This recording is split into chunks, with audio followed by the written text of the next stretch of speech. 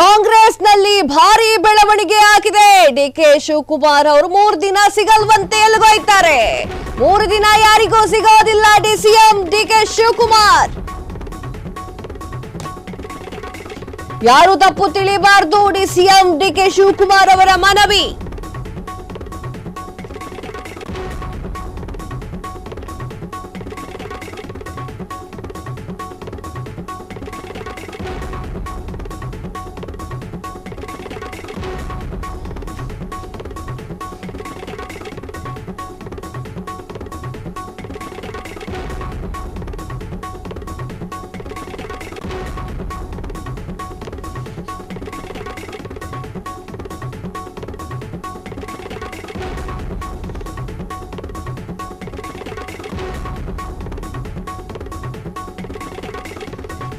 ಮೂರು ದಿನ ಯಾರಿಗೂ ಸಿಗೋದಿಲ್ಲ ಡಿಸಿಎಂ ಡಿಕೆ ಶಿವಕುಮಾರ್.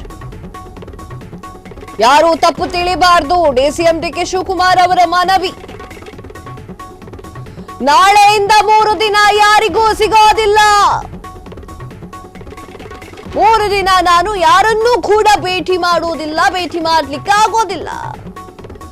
ಸಾರ್ವಜನಿಕರು, ಪಕ್ಷದ ಮುಖಂಡರು, ಕಾರ್ಯಕರ್ತರಿಗೂ ಸೇರಿದಂತೆ ಯಾರನ್ನೂ ಕೂಡ ಭೇಟಿ ಮಾಡಲು ನನಗೆ ಸಾಧ್ಯವಿಲ್ಲ. ಅನ್ಯ ಕಾರ್ಯದ ನಿಮಿತ್ತ ನಿಮ್ಮನ್ನ ಭೇಟಿ ಮಾಡಲು ಆಗುತ್ತಿಲ್ಲ ಅಂತ ಹೇಳಿ ಡಿಕೆ ಶಿವಕುಮಾರ್ ಅವರು ಹೇಳ್ಕೊಂಡಿರುವಂತದ್ದು. ಎಸ್ ವೀಕ್ಷಕರೇ, ಇದಕ್ಕೆ ಸಾವಿರಾರು ಅನುಮಾನಗಳು ಕೂಡ ಇದೆ. ಸಾರ್ವಜನಿಕ ವಲಯದಲ್ಲಿ ಇದರ ಬಗ್ಗೆ ಚರ್ಚೆ ಆಗ್ತಾ ಇದೆ. ಡಿಕೆ ಶಿವಕುಮಾರ್ ಅವರಿಗೆ ಹೈಕಮಾಂಡ್ ಮೇಲೆ ಇರುವಂತಹ ಬೇಜಾರು, ಕೋಪದಲ್ಲಿ ಏನೂ ಮಾತನಾಡ್ತಾ ಇಲ್ಲ ಎನ್ನುವಂಥದ್ದು ಕೂಡ ಚರ್ಚೆಗೀಡಾಗ್ತಾ ಇದೆ. ಇನ್ನೊಂದು ವಿಚಾರ ಏನು ಅಂತಂದ್ರೆ, ಡಿಕೆ ಶಿವಕುಮಾರ್ ಅವರು ಮೇನ್ ಆಗಿ ಏನೋ ಒಂದು ಐಡಿಯಾವನ್ನ ಹಾಕೊಂಡಿರಬಹುದು. ಆ ಐಡಿಯಾವನ್ನ ಕಾರ್ಯಸಿದ್ಧಗೊಳಿಸಲಿಕ್ಕೆ 3 ದಿನ ಮೋಸ್ಟ್ಲಿ ಬ್ರೇಕ್ ಅನ್ನ ಕೊಂಡಿರಬಹುದು. ಯಾಕಂತಂದ್ರೆ ಸಿಎಂ ಕುರ್ಚಿಗಾಗಿ ಲಾಭಿ ಇದೆಯಲ್ಲ, ಅದು ದೊಡ್ಡ ಮಟ್ಟದಲ್ಲಿ ಆಗ್ತಾ ಇದೆ. ಸಿಎಂ ಸಿದ್ದರಾಮಯ್ಯ ದೆಹಲಿಯಲ್ಲಿ ಕೂತ್ಕೊಂಡು 2 ಸಲ ಗುಡುಗಿದ್ರು. ನಾನು ಯಾವುದೇ ಕಾರಣಕ್ಕೂ ಕುರ್ಚಿಯನ್ನ ಬಿಡುವುದಿಲ್ಲ ಎನ್ನುವಂತಹ ರೀತಿಯಲ್ಲಿ ಮಾತನಾಡಿದ್ರು.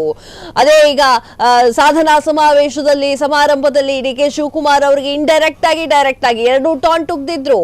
ಈ ವಿಚಾರಕ್ಕೆ ಸಂಬಂಧಪಟ್ಟಂತೆ ಈಗ ಡಿಕೆ ಶಿವಕುಮಾರ್ ಅವರು ಕೊಂಚ ಬೇಜಾರು ಮಾಡಿಕೊಂಡು ಹೊಸ ಪ್ಲಾನ್ ಏನಾದ್ರೂ ರೆಡಿ ಮಾಡ್ಕೊಂಡಿದ್ದಾರೆ ಎನ್ನುವಂತಹ ಪ್ರಶ್ನೆ ಈಗ ಮೂಡಿರುವಂತದ್ದು. ಹಾಗೆ ಅವರಿಗೆ ಆರೋಗ್ಯ ಕೂಡ ಸರಿ ಇಲ್ಲ ಎನ್ನುವಂತಹ ವಿಚಾರ ಆಗಾಗ ಸುದ್ದಿಯಲ್ಲಿ ಮುನ್ನೆಲೆಗೆ ಬರ್ತಾ ಇರುತ್ತೆ. ಈ ವಿಚಾರಕ್ಕೂ ಕೂಡ ಆರೋಗ್ಯ ಏನಾದ್ರು ಹುಷಾರಿಲ್ವೋ, ಏನೋ ಆರಾಮಿದ್ದಾರೋ ಇಲ್ವೋ, ಈ ವಿಚಾರಗಳು ಕೂಡ ಅವರ ಆಪ್ತರ ಬಳಗದಲ್ಲಿ ಚರ್ಚೆ ಆಗ್ತಾ ಇದೆ. ಸಾರ್ವಜನಿಕರಿಗೆ ಹಾಗೂ ಪಕ್ಷದ ಮುಖಂಡರಿಗೆ ಯಾರಿಗೂ ಕೂಡ ನಾನು ಸಿಗೋದಿಲ್ಲ, ಯಾರನ್ನೂ ಕೂಡ ನಾನು ಭೇಟಿ ಮಾಡುವುದಿಲ್ಲ ಅಂತ ಹೇಳಿ ಅವರು ಹೇಳಿರುವಂತದ್ದು. ಇನ್ನು ದೆಹಲಿ ಕಡೆಗತ್ತ ಪ್ರಯಾಣವನ್ನ ಬೆಳೆಸಿದ್ರ ಎನ್ನುವಂತಹ ಪ್ರಶ್ನೆ ಕೂಡ ಮೂಡಿರುವಂತದ್ದು. ಯಾಕಂತಂದ್ರೆ ಶತಾಯ ಗತಾಯ ಇನ್ನು ಅಕ್ಟೋಬರು ಸೆಪ್ಟೆಂಬರು ಬಂತು. ಸೊ ಆ ಒಂದು ನಿಟ್ಟಿನಲ್ಲಿ ಸೆಪ್ಟೆಂಬರ್ ಕ್ರಾಂತಿಯ ವಿಚಾರಕ್ಕೆ ಸಂಬಂಧಪಟ್ಟಂತೆ ಡಿಕೆ ಶಿವಕುಮಾರ್ ಅವರು ಏನೋ ಒಂದು ದೊಡ್ಡ ನಿರ್ಧಾರವನ್ನ ಕೈಗೊಳ್ತಾ ಇದ್ದಾರೆ ಅನ್ನುವಂತಹ ಅನುಮಾನಗಳು ಕೂಡ ಸೃಷ್ಟಿಯಾಗಿದೆ. ಇನ್ನು ದೆಹಲಿಯ ಕಡೆಗೆ ಡಿಕೆ ಶಿವಕುಮಾರ್ ಅವರು ಮುಖ ಮಾಡಿದ್ದಾರೆ ಅನ್ನುವಂತಹ ಪ್ರಶ್ನೆ ಈಗ ಮೂಡಿದೆ. ಕ್ಷಣ ಕ್ಷಣದ ಸುದ್ದಿಗಳಿಗಾಗಿ ಫ್ರೀಡಂ ಟಿವಿ ಸಬ್ಸ್ಕ್ರೈಬ್ ಮಾಡಿ, ಲೈಕ್ ಮಾಡಿ ಹಾಗೂ ಫಾಲೋ ಮಾಡಿ.